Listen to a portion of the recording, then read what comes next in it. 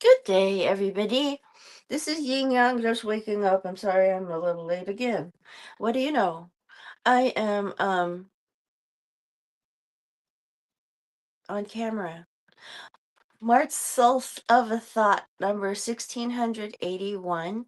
1681.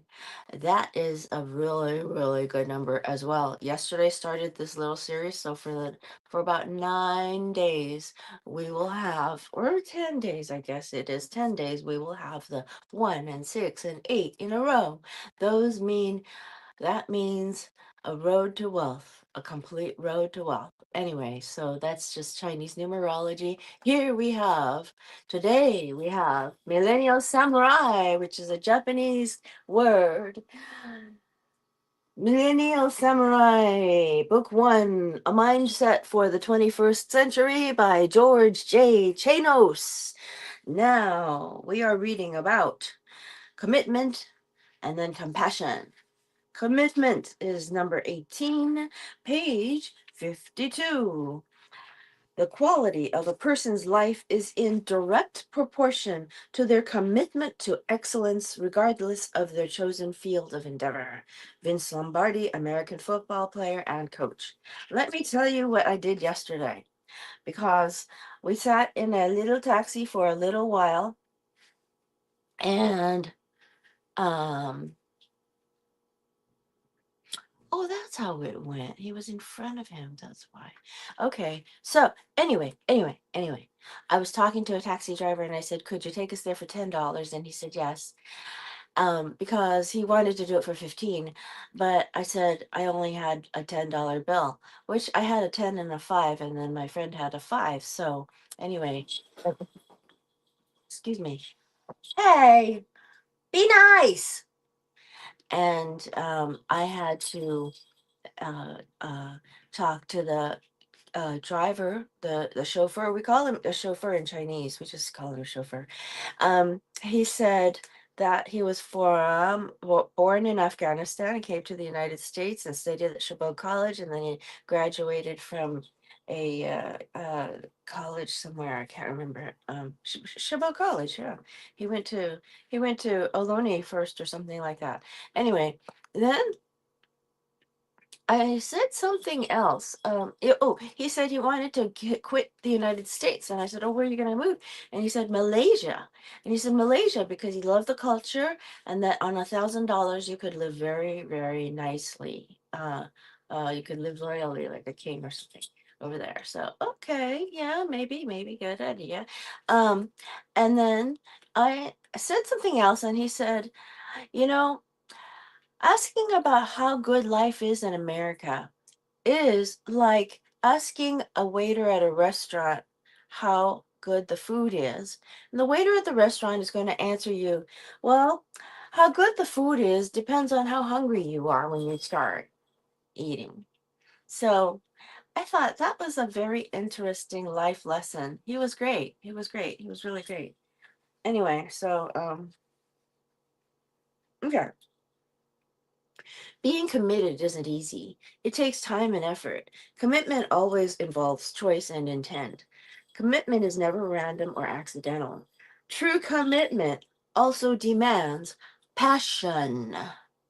Without passion, our actions lack urgency and intensity. So there's what passion says. George J. Chanos is saying that passion means urgency and intensity. Intensity. Urgency is very good for that. Yes. Integrity is also tied to commitment.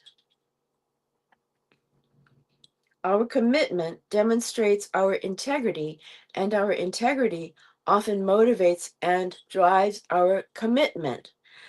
Commitments are critical, especially in a team environment where each team member needs to be able to depend on their teammates to achieve the team's goals.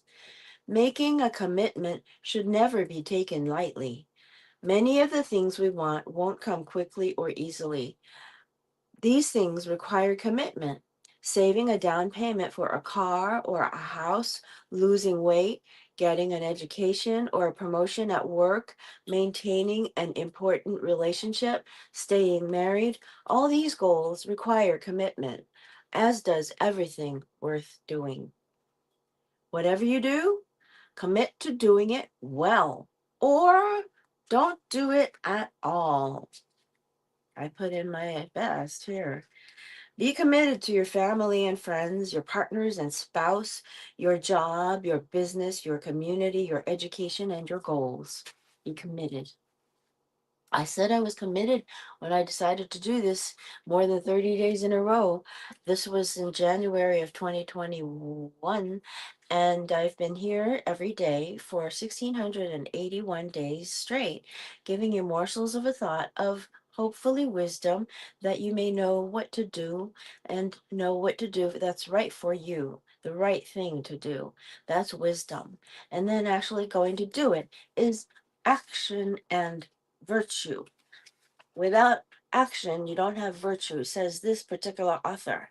Without action, you don't have virtue, and that is exactly true. Compassion. His Holiness, the 14th Dalai Lama, that's what he called him, I have found, he says, the Dalai Lama says, I have found that the greatest degree of inner tranquility comes from the development of love and compassion. The more we care for the happiness of others, the greater is our own sense of well being. Cultivating a close, warm hearted feeling for others automatically puts the mind at ease. It is the ultimate source of success in life.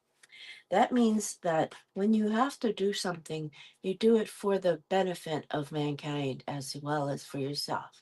You have to make it align with the benefit of society. That way you will feel grounded, grounded, grounded. Inner tranquility, inner tranquility. What is perhaps the most, this is now George J. Chanos' words, what is perhaps most remarkable about compassion is not just what it does for those who receive it, but what it does for those who practice it. Scientific studies indicate that people who practice compassion produce 100% more DHEA, a hormone that counteracts the aging process and also decreases the stress hormone cortisol. An experiment that was published in Science by Michael I. Norton, a professor of business administration at the Harvard Business School, shows that people tend to be happier when they give money to others than when they spend it on themselves. In a representative sample of more than 600 Americans, the amount of money individuals devoted to themselves was unrelated to their overall happiness. What did predict happiness was the amount of money they gave away. The more they invested in others, the happier they were. Elizabeth W. Dunn, Dunn, an associate professor of psychology at the University of British Columbia who worked with Norton, found a similar phenomenon in children as young as 2 years old. In The Descent of Man, Charles Darwin, English naturalist, we've got references to Charles Darwin 2 days in a row, English naturalist, geologist, and biologist argued that sympathy is our strongest instinct, sometimes stronger than self interest.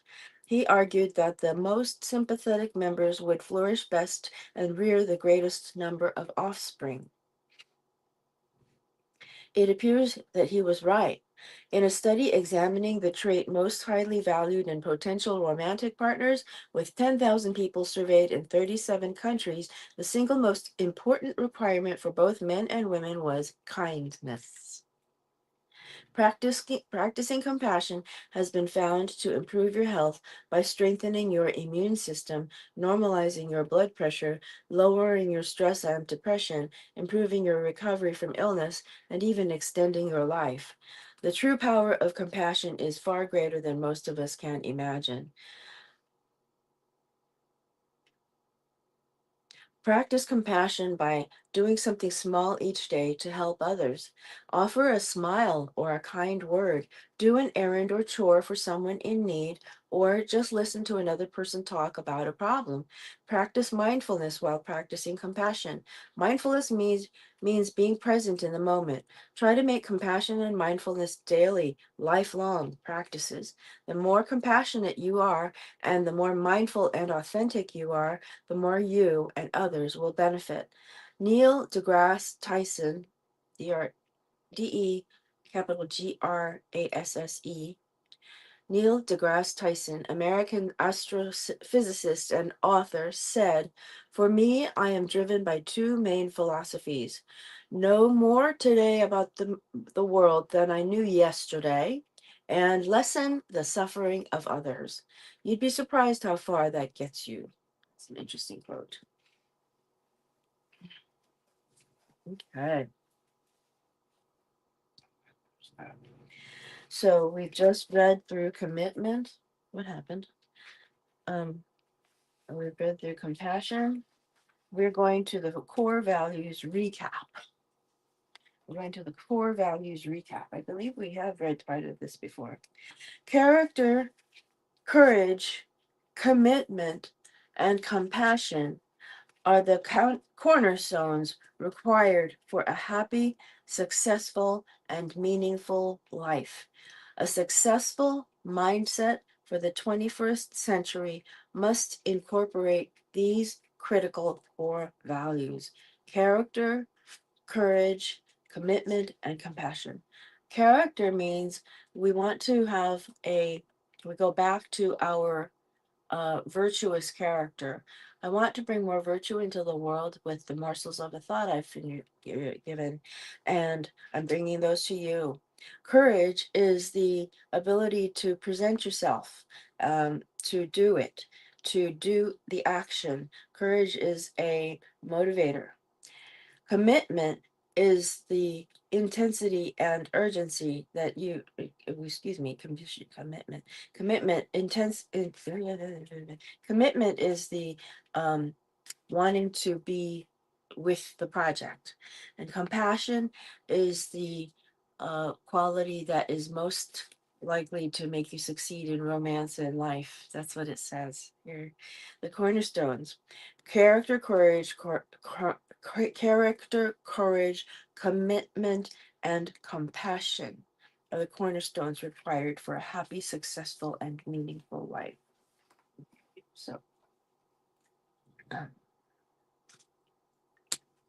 now we are reading core principles. Core principles.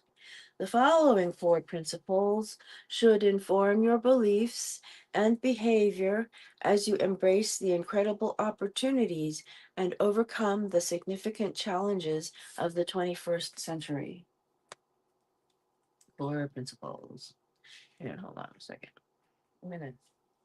Character, courage, commitment, and compassion. Okay, cornerstones. All right. I think that. All right. All right. Authenticity. All right. Charlie Chaplin, English comic actor, filmmaker, and composer. I need to say something about Charlie Chaplin in the 1930s. He met with a famous Chinese opera star named Mei Lan Fang. Mei means plum, Lan means orchid, and Fang means something about the orchid. Mei Lan Fang, last name Mei, M-E-I. Mei Lan Fang was a man who played the soprano part of the highest soprano part of Chinese opera. His voice range was higher than mine.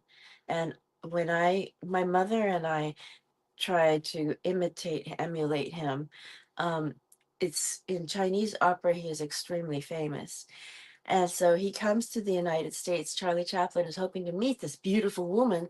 Turns out he's a man, and they are in a photo together. And this photo, the man, Mei Fang, is, poised as he would in opera. And Charlie Chaplin is like this, and his face is completely red. Red. And this is a black and white picture, and you can still see it. You can still tell. Anyway, Not that he was supposed to be embarrassed, but I didn't understand why he was embarrassed. But I suppose maybe he was expecting to go on a date. Maybe. Anyway, Facebook and Instagram, says George J. Chanos, are not representations of our authentic selves. They are projections that we create to position ourselves in a world that has become increasingly inauthentic. Morsels of a thought of wisdom are intended to bring you knowledge, hopefully, that you may know the right thing to do, that it would be wisdom. Knowing the right thing to do is a form of wisdom. Doing it is a form of virtue. And so I'm trying to bring the world to bring more virtue. We are reading George J. Chanos's Millennial Samurai, Book 1, A Mindset for the 21st Century. Authenticity begins with self-awareness.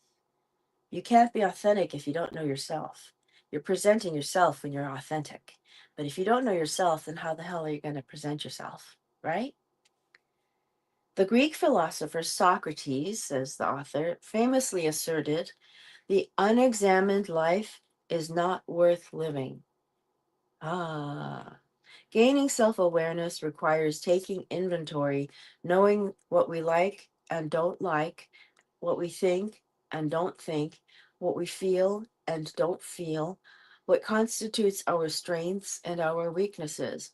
Authenticity begins with understanding, trusting, and embracing our motives, emotions, traits, abilities, and preferences.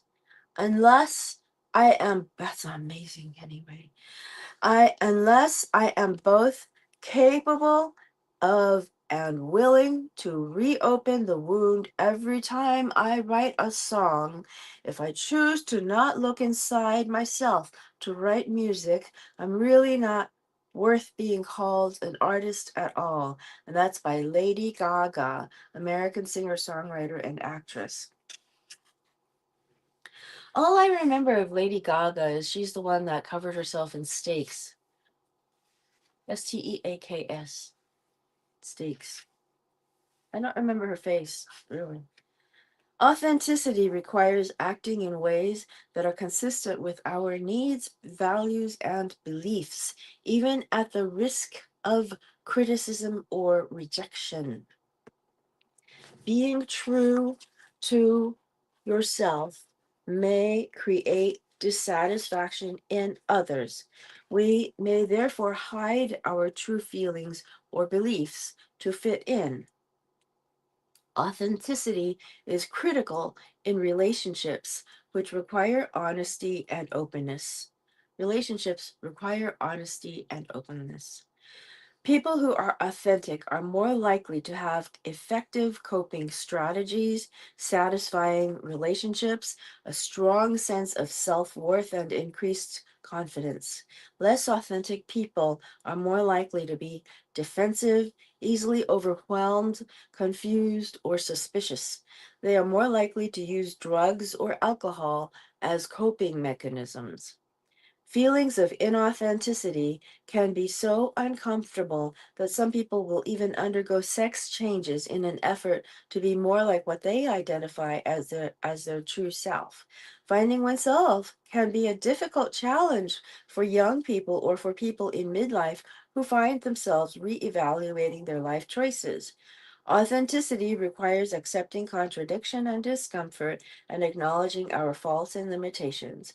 We can't be perfect, but we can be real. Know yourself, love yourself, and be yourself. You're more than enough. Wow. Wow. Wow. Okay. Let me mark it before I go, because if I don't mark it, I think I haven't read it to you guys before. Okay, choice. Choice, choice, choice. Viktor Frankl was an Austrian neurologist and psychiatrist who survived Nazi death camps. Viktor Frankl. I want to tell you a joke because what's his name? Steve Hofstetter told a joke yesterday that was so funny. He said, if you had a Jeopardy question that said under the category of entertainment, and it asked you, what are the first three Indiana Jones movies in 4 words? Nazis are the problem. Nazis are the problem. Nazis are the problem. Viktor Frankl, an Austrian neurologist and psychiatrist who survived Nazi death camps, said, between stimulus and response, there is a space. In that space is our power to choose our response. In our response lies, oh my God, excuse me, our growth and our freedom. Sorry, I yawned. In our response lies our growth and our freedom. Everyone has the power of choice, regardless of what position you are in now, what conditions you were raised under, or what may have happened to you. You have the power to choose how to respond and choose what you will do next. Dealing with life's challenges can be extremely difficult, but how you decide to deal with what you encounter will always be a matter of choice. Never lose sight of that fact. You will always have the power of choice, even if it is limited to choosing to how to react, even if it is limited to choosing how to react to events or circumstances that you did not choose. Oh, golly. A great deal of a great deal happens in life that is beyond our control. We don't choose many of the experiences, disabilities, or tragedies that may be thrust upon us, but we do have the power to choose how we respond to them. For example, in my life, I have had a solution set to a physics book given to me and used by others in the class as a way to do their homework. But I decided not to do my homework that way. I decided to turn in my true work, and whatever I couldn't do, I left blank. And so I wound up with whatever that C was at first, but I wound up not taking the final. I wound up not taking the final. So I wound up with an incomplete grade in that course. And I believe that incomplete grade was frozen. So I have an incomplete grade that was frozen because I refused to get an A from cheating. That's how I responded. Okay, so I also responded to becoming homeless and destitute.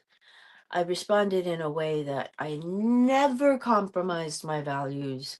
I would find resources, I would find a roof, if even if it was a car's roof, and I would stay in there. I would not go and prostitute myself like my friends suggested that I should do. I refused.